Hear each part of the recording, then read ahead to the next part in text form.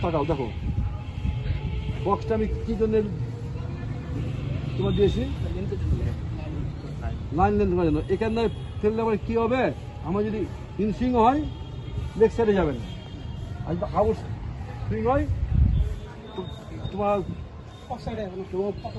Wait বল হবে না, wait বলটা হবে না। কেন? যেমন আমার ব্যাটসম্যানকে 5 স্টাম্প আমাদের ম্যাক্সিমামই ব্যাটসম্যানের প্রবলেম আছে লেন্থের বলে, যদি ছোট্ট ছোট সুইং হয় বাংলাদেশে। আমার বল আসতে পারো তুমি, কিন্তু আমার জায়গাতে বোলিং করো। এক একজনের পেস এক এক রকম, 120, 130, 140, 150।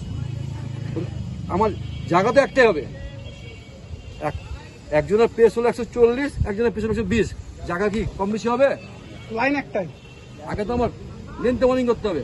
আমার বক্স একটা আছে, আমার বক্সের মধ্যে বল যখন কন্ট্রোল হয়ে যাবে, বক্স আমার সুইং পরে, আমি সুইং করাবো পরে, তারপর আমি আসবো তোমার ইন সুইং আউট সুইং আসবো পরে। আগে তুমি লেন্থে বোলিং করা ইম্পর্টেন্ট। কি হবে না? হবে না।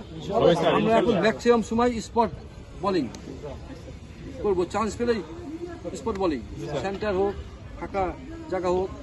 ঠিক আছে বেটা?